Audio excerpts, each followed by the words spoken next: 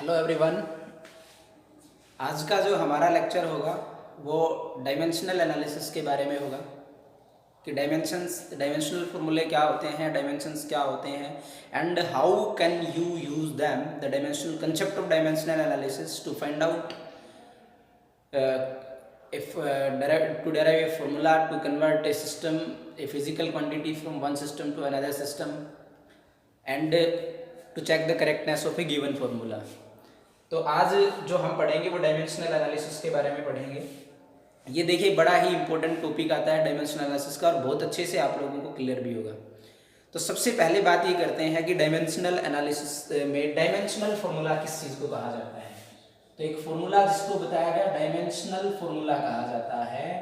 क्या होता है डायमेंशनल फार्मूला?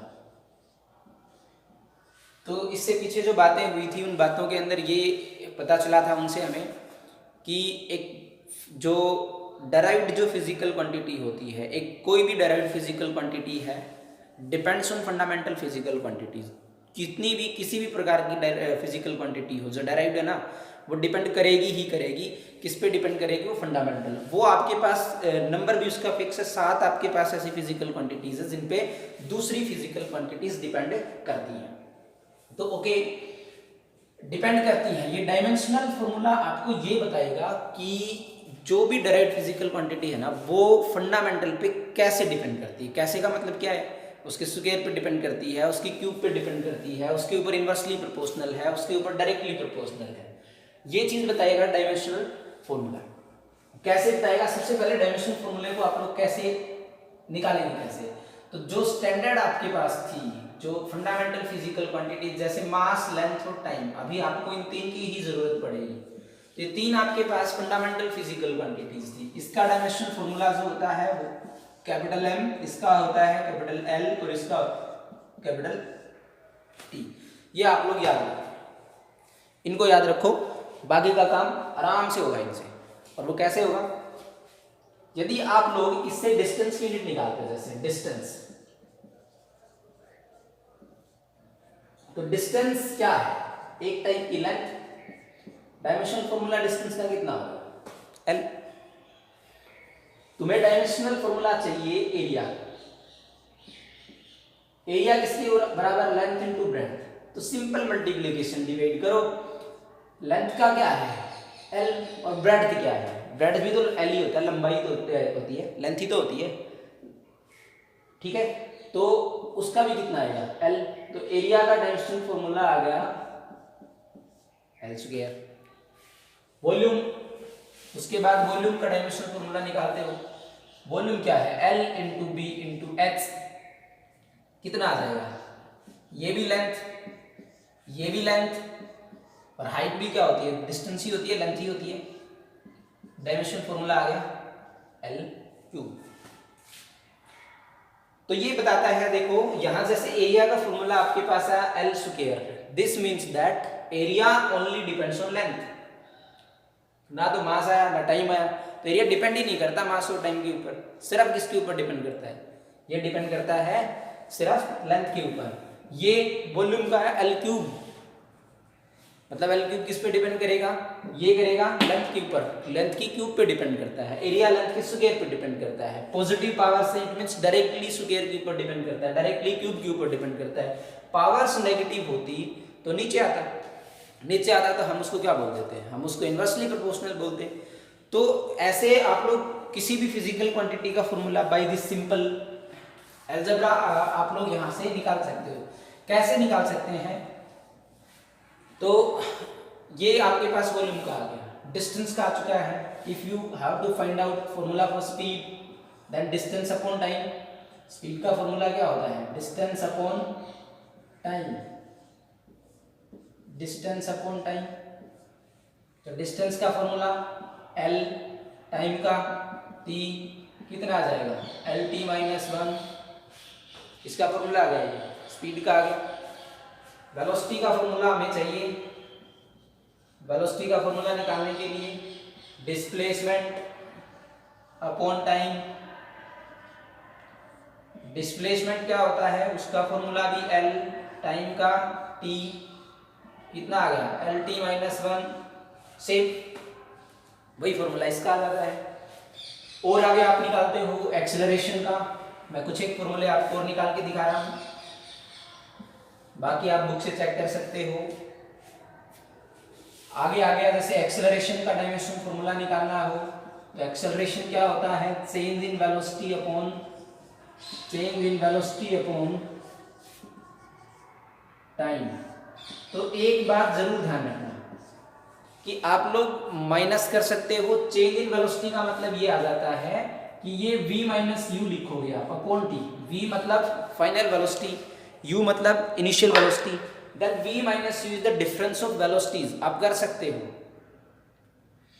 यदि आपको कहा जाए कि 10 मीटर पर सेकंड जो है वेलोसिटी, उसमें से 5 मीटर पर सेकंड आप लोग दिखाओगे तो उत्तर जो बचेगा वो 5 मीटर पर सेकंड ही बचेगा। तो मतलब यूनिट जो है वो बदलेगी थोड़ी उसकी, ऐसा थोड़ी हो जाएगा कि 5 किलोग्राम बच जाएगा, फिर बचेगा तो 5 मीटर पर सेकंड ही बचेगा ना। तो यहाँ मीटर पर सेकंड ही बचेगा, यदि जोड़ते हो तो 15 मीटर पर सेकंड आ जाएगी। तो बात ऐसी है, नंबर एक तो ये चीज ध्यान रखना कि उन्हीं फिजिकल क्वांटिटीज को जोड़ सकते हो या फिर घटा सकते हो। एडिशन और सब्सट्रैक्शन उन्हीं फिजिकल क्वांटिटीज का हो सकता है जिनकी यूनिट्स सेम हो, या फिर आप कह सकते हो जिनके डायमेंशनल फॉर्मूले सेम। यदि डायमेंशनल फॉर्मूले उनके डिफरेंट हैं तो आप उन फिजिकल क्वांटिटी को मल्टीप्लाई कर सकते हो, बिल्कुल कर सकते हो, डिवाइड कर सकते हो, ये भी हो सकता है, लेकिन एडिशन और सब्ट्रैक्शन उसका नहीं होगा। क्योंकि आपको 5 किलोग्राम के अंदर 2 सेकंड नहीं जोड़ सकते, आप दोनों की यूनिट डिफरेंट है। कब जोड़ पाते, 5 किलोग्राम में 2 किलोग्राम जोड़ सकते हो, क्योंकि दोनों टाइप की physical quantity, both the physical quantities are of same type. 5 kilogram भी मास है, 2 किलोग्राम भी मास है। वेलोसिटी के अंदर टाइम जोड़ नहीं सकते, मल्टीप्लाई कर सकते हो वेलोसिटी को टाइम से, डिवाइड कर सकते हो। तो ये जरूर ध्यान रखें कि एडिशन और सब्ट्रैक्शन हमेशा सेम टाइप की फिजिकल क्वांटिटीज का होगा। मतलब यहाँ यदि डायमेंशन फॉर्मूला इसका स्पीड का है LT-1 है, यहाँ भी LT-1 है, तो ये मत सोचो आप कि LT-1 माइनस LT-1 को हम 0 लिख देंगे कि कोई डायमेंशन फॉर्मूला नहीं है। ऐसा नहीं है, आप इसको घटाने के बाद भी LT-1 लिखेंगे, क्योंकि यहाँ 10 मीटर पर सेकंड यदि स्पीड थी, 5 मीटर पर सेकंड यहाँ स्पीड थी, जोड़ दिया आपने तो 15 मीटर पर सेकंड मास नहीं आया, ये भी क्या है, स्पीड आई है। समझ गए? तो यहाँ यदि डायमेंशन फॉर्मूला स्पीड का है प्लस स्पीड का है तो फाइनली भी आएगा किसका, स्पीड का। माइनस यदि आप कर देते हो तो स्पीड में से स्पीड घटा, उसी का फॉर्मूला घट के कितना है। क्लियर? तो यहाँ जो एक्सेलरेशन की बात थी, एक्सेलरेशन किसके बराबर है, change in velocity upon time taken. तो टाइम जो था चेंज इन वेलोसिटी है, मतलब चेंज इन वेलोसिटी का क्या लिखोगे, LT-1 minus of LT-1 upon T. आएगा कितना, LT-1 से माइनस करा LT-1 को, तो बचा भी LT-1 अपॉन टी। इसको ऊपर ले गए तो पावर एक तो पहले ही माइनस थी, एक और हो जाएगी, ये भी तो जाके माइनस होगा ना, तो एक और हो गई, कितनी आ गई, LT-2 आ गई। मतलब बिल्कुल सिंपल है, गुणा भाग करना है अपने को, और वो करते ही आप लोग डायमेंशन फॉर्मूला इजीली कैलकुलेट कर सकते हो। और निकालना चाहो तो फोर्स का निकाल सकते हो, वर्क डन का निकाल सकते हो, पावर का निकाल सकते हो। कैसे? फोर्स किसके बराबर होता है, फोर्स बराबर होता है मास इनटू एक्सेलरेशन। मास का डायमेंशन फॉर्मूला m, एक्सेलरेशन कितना आ गया, LT-2। डिपेंडेंस भी बता रहा है कि देखो ये सारी बेसिक फिजिकल क्वांटिटीज हैं, ये बता देता है कि फोर्स जो डिपेंड करता है मास पे करता है ना, लेंथ पे भी करता है और टाइम पे भी करता है। टाइम पे इनवर्सली है क्योंकि इसकी पावर क्या है, माइनस में, इसलिए टाइम पे कैसे डिपेंड करता है, ये इनवर्सली। तो वर्क डन निकालना है, वर्क डन का डायमेंशन फॉर्मूला क्या होगा, फोर्स इनटू डिस्प्लेसमेंट। फोर्स का आ चुका है हमारे पास, इसको देखो स्टैंडर्ड के रूप में याद रखो, आप बहुत जगह पे डायरेक्ट इसको यूज कर पाओगे, ये याद रखें। फोर्स का तो टिप्स मतलब हमेशा याद रहेगी MLT-2। तो MLT-2 डिस्टेंस का कितना आ गया, L, ये लो जी, हो गया काम, समझ गए? एनर्जी का निकालना है, एनर्जी क्या होती है, एक ही बात है, एनर्जी बोल दो चाहे वर्क बोल दो, कोई फर्क नहीं उसमें। तो जो एनर्जी का जो वर्क का होगा वही चीज क्या, यूनिट भी तो सेम होती है, वर्क की जूल होती है, एनर्जी की भी क्या आती है, जूल ही आती है, तो कोई डिफरेंस नहीं है इनके अंदर। पावर निकालते हो, पावर आप लोग कह सकते हो कि दोनों ही लिख सकते हो, एनर्जी लिख दो और बात तो ये की है, चाहे वर्क लिख दो बटा टाइम करा, बटा टाइम करते P is equal to energy का आ गया ml/t-2 और अपॉन टाइम, इसका करोगे ये ऊपर गया, 2 थे 3 हो गए, कितने आया ml/t-3, t माइनस के 2 थे ना, अब एक और चला गया, कितने आ गए 3 आ गए, ml/t-3, ये डायमेंशनल फॉर्मूला आ गया। तो ये बेसिक सी बातें थी डायमेंशनल फॉर्मूले। जैसे जैसे आपका सिलेबस आगे बढ़ेगा आपके पास ये जो फॉर्मूले हैं, जैसे फोर्स का फॉर्मूला था, वर्क डन का फॉर्मूला था, हो सकता है अभी आपको ये याद ना हो, लेकिन जैसे जैसे आपका सिलेबस आगे बढ़ेगा ये फिजिकल क्वांटिटीज आप लोग डिटेल पढ़ेंगे, जिससे आपको इनके फॉर्मूले निकालने में कोई दिक्कत नहीं आएगी। तो थोड़ा सब्र करें सिलेबस के आगे चलने का। Okay, then how can you use how can we check a formula, how to check a formula using dimensional analysis। फॉर्मूले को क्या चेक करेंगे, मतलब इससे आप लोग क्या कर सकते हो, फॉर्मूला चेक कर सकते हो, बना भी सकते हो, तो मतलब चेक कर लिया तो ये समझ ला दे साइंटिस्ट तो हो गए तुम। ये देखो how to check a formula, इसके लिए आपको जरूरत पड़ेगी प्रिंसिपल ऑफ होमोजेनिटी। अच्छा क्या बोलता है प्रिंसिपल ऑफ होमोजेनिटी, ये कहता है कि कोई भी डायमेंशनल इक्वेशन होती है, मतलब डायमेंशनल इक्वेशन, ये नई बात आ गई। अब डायमेंशनल इक्वेशन क्या होगी, डायमेंशनल फॉर्मूला आपने सुना है, डायमेंशनल इक्वेशन के बारे में नहीं पढ़ा। फोर्स है फिजिकल क्वांटिटी, मतलब इसको फिजिकल क्वांटिटी को कंपेयर कर दिया इसके डायमेंशनल फॉर्मूले से, this is the dimensional equation. Dimensions क्या होंगे, डायमेंशंस क्या होंगे, डायमेंशंस क्या होंगे, इनकी जो पावर्स होती है ना, जैसे मास की पावर कितनी है 1, लेंथ की कितनी है 1, टाइम की कितनी है -2, दीज आर कॉल्ड डायमेंशंस। तो जो powers to which the powers raise to the physical quantities are called dimensions, ये होंगे उसके डायमेंशंस होते हैं। तो ये डायमेंशनल और यदि फिजिकल क्वांटिटी को इक्वेट कर दिया, कंपेयर कर दिया गया है with its dimensional formula, then this is called dimensional equation. तो बात बार बार बोल चुके हैं हम कि हाउ टू चेक की correctness. Let us consider an example, हम एक एग्जांपल कंसीडर करेंगे कि करेक्टनेस को कैसे चेक करा जाए। ओके, यहां एक फॉर्मूला दिया गया है आपको, हम एक क्वेश्चन इसमें से उठा लेते हैं। प्रिंसिपल ऑफ होमोजेनिटी हम लोग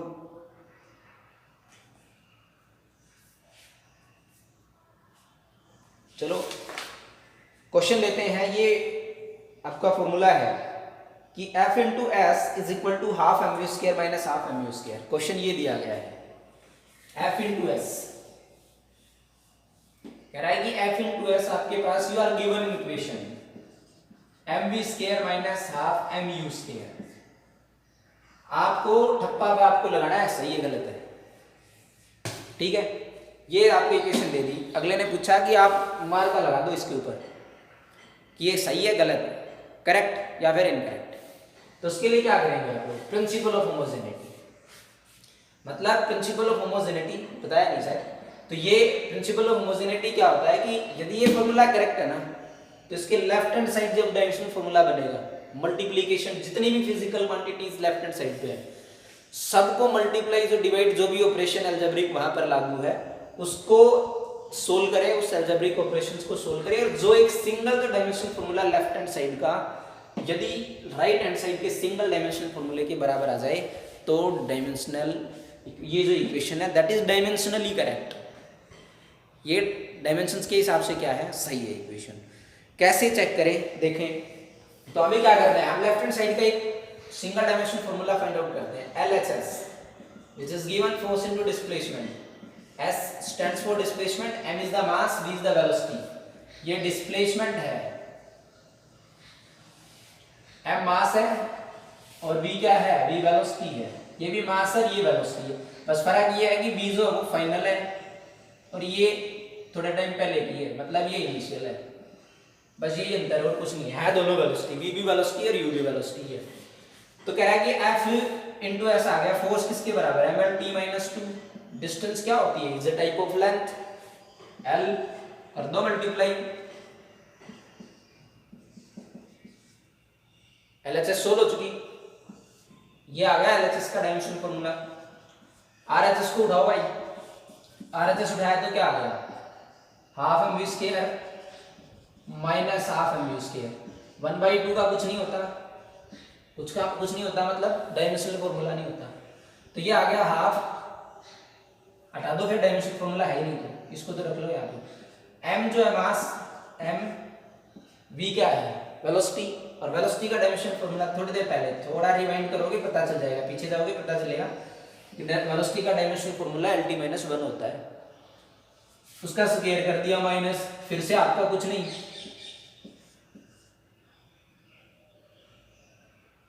और uv इनिशियल वेलोसिटी तो इसका भी -1, मल्टीप्लाई करोगे m पावर 2 होगी भाई इसकी, इसकी भी कितनी आ गई 2 आ गई, मतलब माइनस कितना आ गया ml2t - 2। अब ये देखो मैं पहले कह चुका हूं ये बात कि दोनों एक ही टाइप के डायमेंशनल फॉर्मूले हैं, घटाने के बाद इसको ये मत कह देना कि कोई डायमेंशनल फॉर्मूला नहीं बचेगा, जिस टाइप की फिजिकल क्वांटिटी ये है और जिस टाइप की है दोनों को यदि माइनस करेंगे तो उसी टाइप की फिजिकल क्वांटिटी बचेगी। ये लो आपकी RHS, LHS किसके बराबर, RHS के बराबर, तो मतलब करेक्ट नहीं आता है तो हम इसको बोल देते इनकरेक्ट बोलते हैं।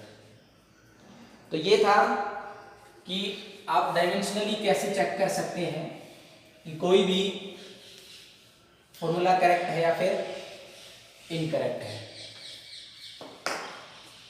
आप यदि जितने भी फॉर्मूले आपको याद हो पाते हैं उनको आप याद करें, और यदि कुछ फॉर्मूले को आप याद नहीं कर पा रहे हैं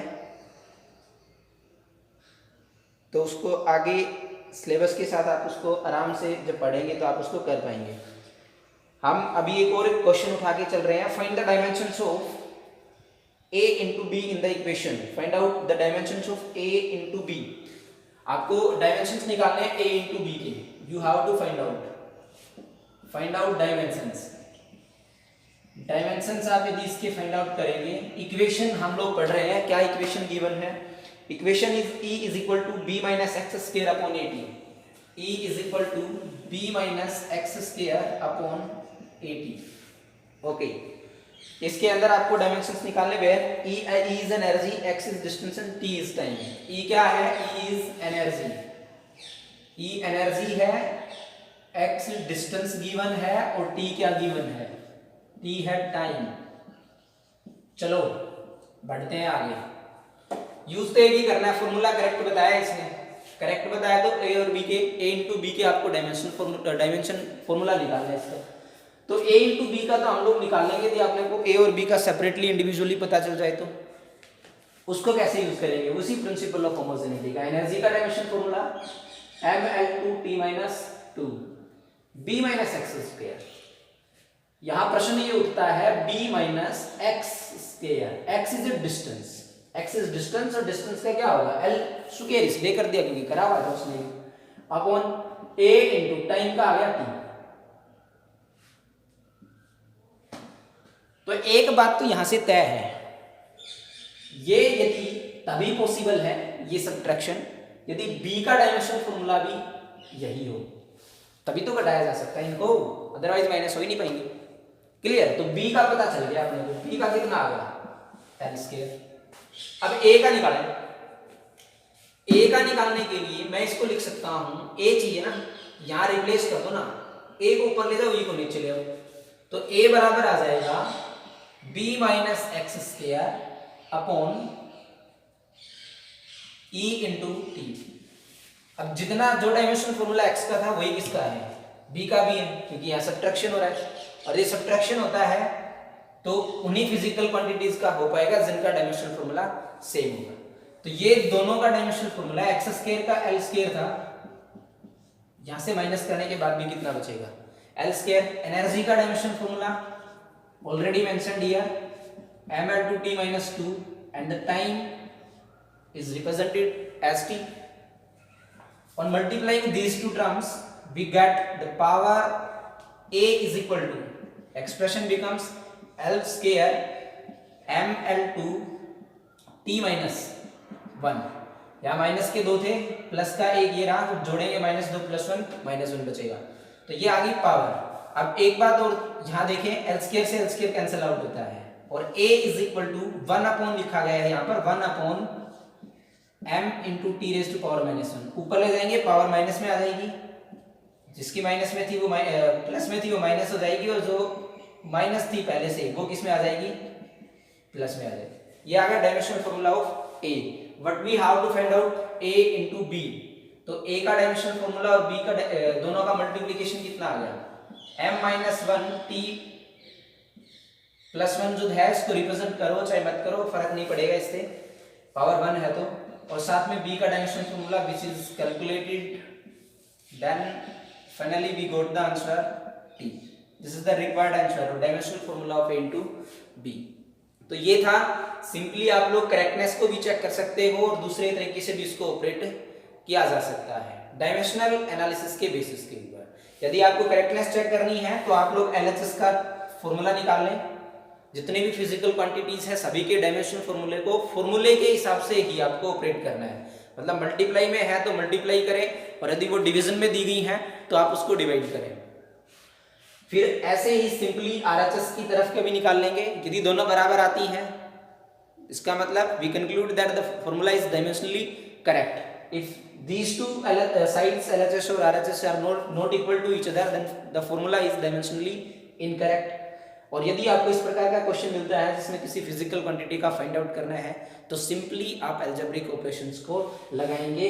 सिर्फ एक फैक्ट जरूर ध्यान रखना है कि वही फिजिकल क्वांटिटीज ऐड या सब्ट्रैक्ट हो सकती हैं जो सेम यूनिट्स की हैं, जिनका डायमेंशनल फॉर्मूला सेम है। यदि इससे करोगे तो आपका अभी तक का जितने भी क्वेश्चन है सारे क्वेश्चन बन पाएंगे। Thank you.